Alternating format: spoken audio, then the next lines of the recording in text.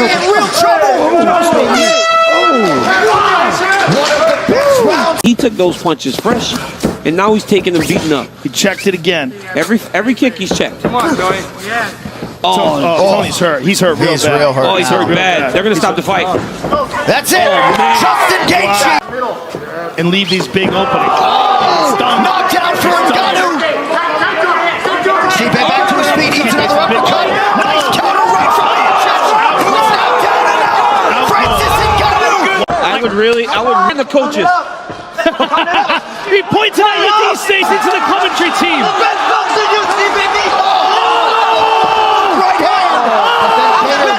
Holloway there. They are so even on total strikes at the moment.